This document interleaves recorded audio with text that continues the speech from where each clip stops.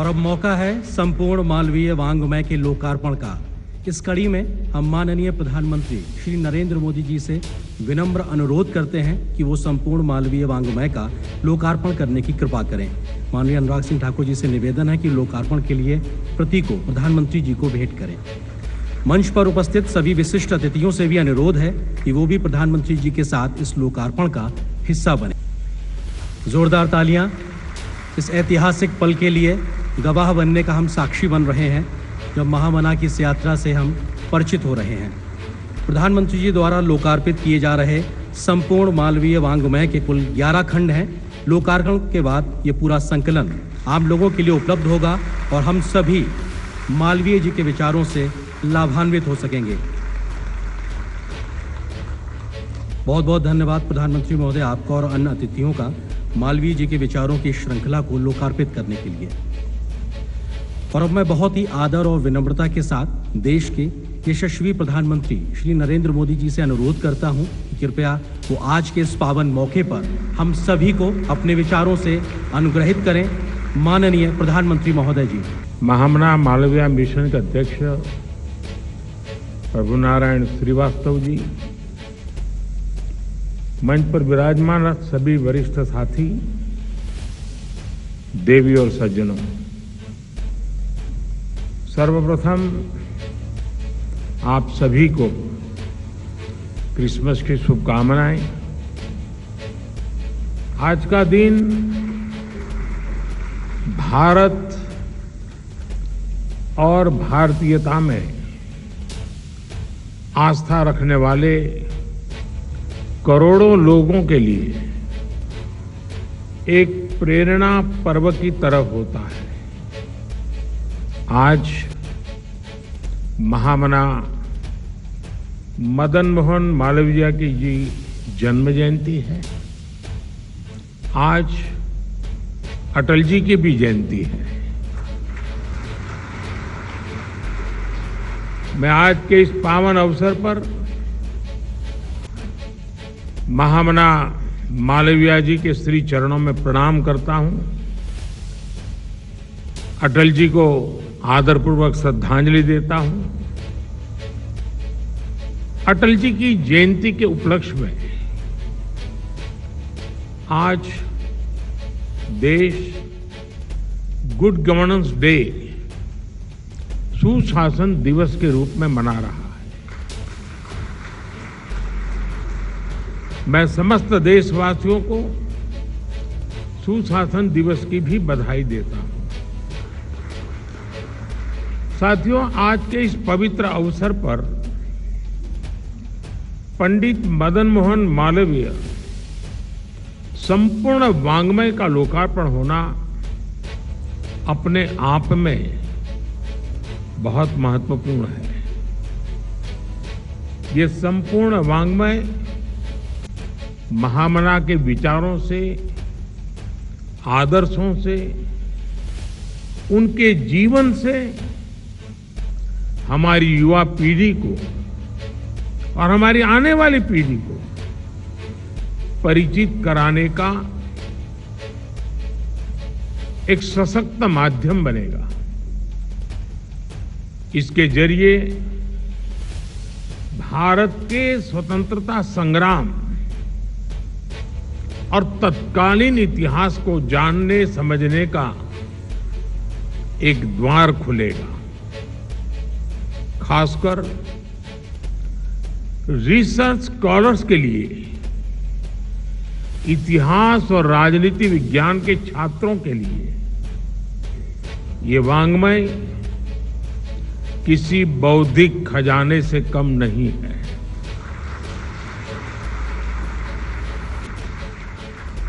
BHU की स्थापना से जुड़े प्रसंग, कांग्रेस के शीर्ष नेतृत्व के साथ उनका संवाद, अंग्रेजी हुकूमत के प्रति उनका सख्त रवैया,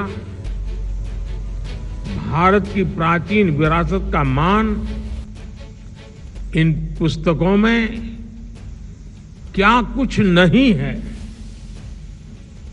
सबसे महत्वपूर्ण बात कि इनमें से एक वॉल्यूम जिसका राम बहादुर राय जी ने उल्लेख किया, महामना की निजी डायरी से जुड़ा है। महामना की डायरी समाज, राष्ट्र और अध्यात्म जैसे सभी आयामों में भारतीय जनमानस का पथ प्रदर्शन कर सकती है। साथियों, मुझे पता है कि इस काम के लिए मिशन की टीम और आप सब लोगों की कितनी वर्षों की साधना लगी है। देश के कोने कोने से मालवीय जी के हजारों पत्रों और दस्तावेजों की खोज करना, उन्हें कलेक्ट करना, कितने ही अभिलेखागारों में समुद्र की तरह गोते लगाकर एक एक कागज को खोज करके लाना, राजा महाराजाओं के पर्सनल कलेक्शन से पुराने कागजों को एकत्र करना, ये किसी भगीरथ कार्य से कम नहीं है। इस अगाध परिश्रम का ही परिणाम है कि महामना का विराट व्यक्तित्व 11 खंडों के संपूर्ण वाङ्मय के रूप में हमारे सामने आया है। मैं इस महान कार्य के लिए सूचना एवं प्रसारण मंत्रालय को, महामना मालवीय मिशन को और राम बहादुर राय जी को और उनकी टीम को हृदय से बधाई देता हूं। इसमें कई पुस्तकालय के लोगों का, महामना से जुड़े रहे लोगों के परिवारों का भी बहुत बड़ा योगदान रहा है। मैं उन सब साथियों का भी हृदय से अभिनंदन करता हूं।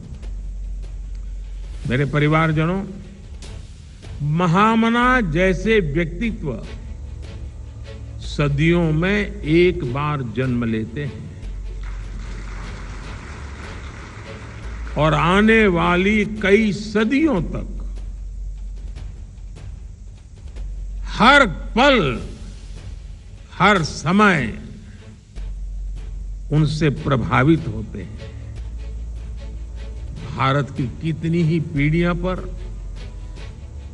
महामना जी का ऋण है। वो शिक्षा और योग्यता में उस समय के बड़े से बड़े विद्वानों की बराबरी करते थे। वो आधुनिक सोच और सनातन संस्कारों के संगम थे। उन्होंने स्वतंत्रता संग्राम में जितनी बड़ी भूमिका निभाई, उतना ही सक्रिय योगदान देश की आध्यात्मिक आत्मा को जगाने में भी दिया। उनकी एक दृष्टि अगर वर्तमान की चुनौतियों पर थी, तो दूसरी दृष्टि भविष्य निर्माण में लगी थी। महामना जिस भूमिका में रहे, उन्होंने नेशन फर्स्ट, राष्ट्र प्रथम के संकल्प को सर्वोपरि रखा। वो देश के लिए बड़ी से बड़ी ताकत से टकराए। मुश्किल से मुश्किल माहौल में भी उन्होंने देश के लिए संभावनाओं के नए बीज बोए। महामना के ऐसे कितने ही योगदान हैं जो संपूर्ण वाङ्मय के 11 खंडों के जरिए अब प्रामाणिक रूप से सामने आएंगे।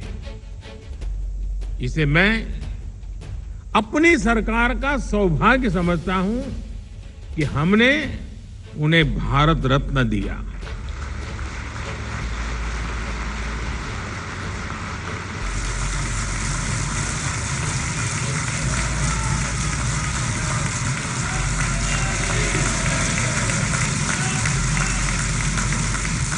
और मेरे लिए तो महामना जी एक और वजह से बहुत खास है। उनकी तरह मुझे भी ईश्वर ने काशी की सेवा का मौका दिया है।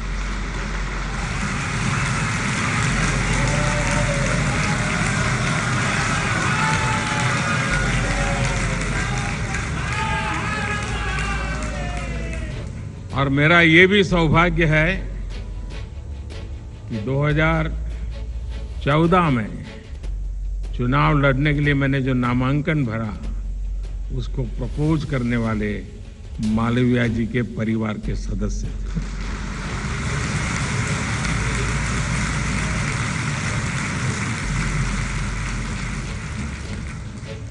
महामना की काशी के प्रति अगाध आस्था थी। आज काशी विकास की नई ऊंचाइयों को छू रही है।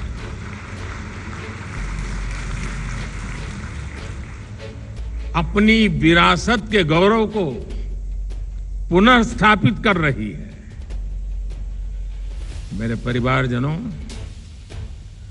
आजादी के अमृत काल में देश गुलामी की मानसिकता से मुक्ति पाकर अपनी विरासत पर गर्व करते हुए आगे बढ़ रहा है।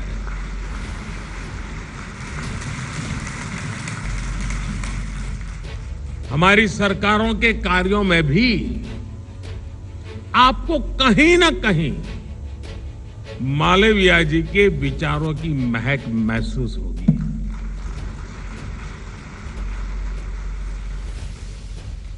मालवीय जी ने हमें एक ऐसे राष्ट्र का विजन दिया था जिसके आधुनिक शरीर में उसकी प्राचीन आत्मा सुरक्षित रहे, संरक्षित रहे। जब अंग्रेजों के विरोध में देश में शिक्षा के बायकॉट की बात उठी तो मालवीय जी उस विचार के खिलाफ खड़े हुए, उस विचार के खिलाफ थे। उन्होंने कहा कि शिक्षा के बायकॉट की जगह हमें भारतीय मूल्यों में रची स्वतंत्र शिक्षा व्यवस्था तैयार करने की दिशा में जाना चाहिए। और मजा देखिए, इसका जिम्मा भी उन्होंने खुद ही उठाया और देश को बनारस हिंदू विश्वविद्यालय के रूप में एक गौरवशाली संस्थान दिया। उन्होंने ऑक्सफोर्ड और कैम्ब्रिज जैसे संस्थानों में पढ़ रहे युवाओं को बीएचयू में आने के लिए प्रोत्साहित किया।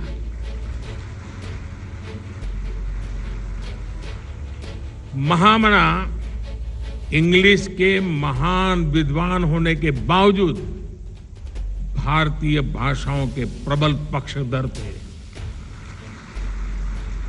एक समय था जब देश की व्यवस्था में, न्यायालयों में फारसी और अंग्रेजी भाषा ही हावी थी। मालवीय जी ने इसके खिलाफ भी आवाज उठाई थी। उनके प्रयासों से नागरी लिपि चलन में आई, भारतीय भाषाओं को सम्मान मिला। आज देश की नई राष्ट्रीय शिक्षा नीति में भी मालवीय जी के इन प्रयासों की झलक मिलती है। हमने भारतीय भाषाओं में हायर एजुकेशन की नई शुरुआत की है। सरकार आज कोर्ट में भी भारतीय भाषाओं में कामकाज को प्रोत्साहित कर रही है।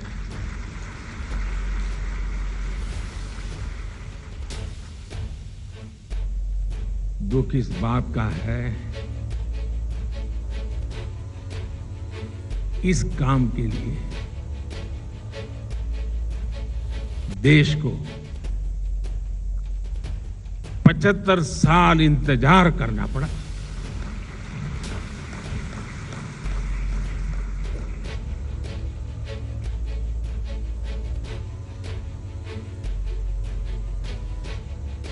साथियों, किसी भी राष्ट्र के सशक्त होने में उस राष्ट्र की संस्थाओं का भी उतना ही महत्व होता है। मालवीय जी ने अपने जीवन में ऐसी अनेक संस्थाएं बनाई जहां राष्ट्रीय व्यक्तित्वों का निर्माण हुआ। बनारस हिंदू विश्वविद्यालय के बारे में तो सारी दुनिया जानती है। इसके साथ ही महामना ने और भी कई संस्थान बनाए। हरिद्वार में ऋषिकुल ब्रह्मचर्य आश्रम हो, प्रयागराज में भारतीय भवन पुस्तकालय हो, या लाहौर में सनातन धर्म महाविद्यालय की स्थापना हो।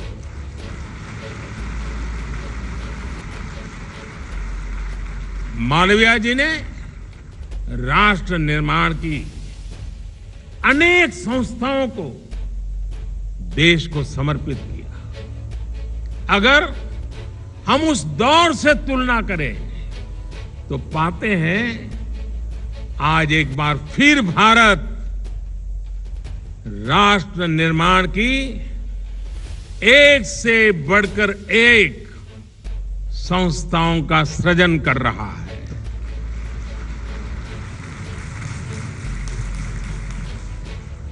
सहकारिता की शक्ति से देश के विकास को गति देने के लिए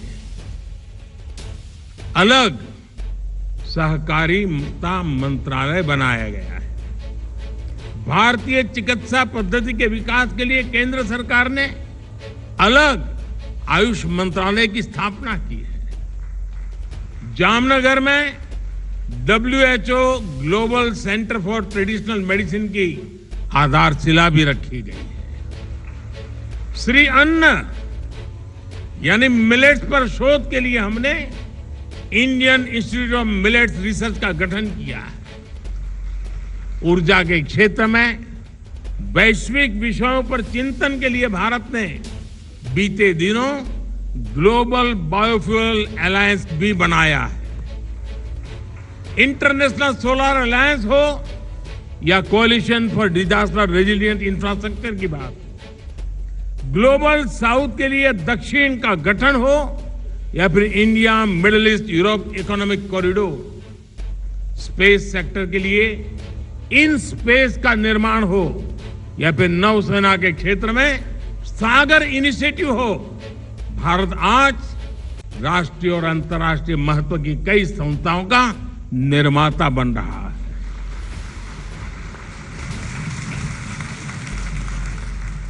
ये संस्थाएं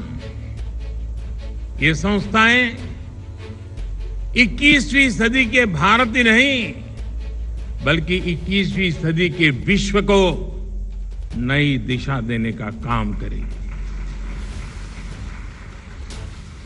साथियों, महामना और अटल जी दोनों एक ही विचार प्रवाह से जुड़े थे। महामना के लिए अटल जी ने कहा था, जब कोई व्यक्ति सरकारी मदद के बिना कुछ करने के लिए निकलेगा तो महामना का व्यक्तित्व, उनका कृतित्व एक दीप शिखा की तरह उसका मार्ग आलोकित करेगा।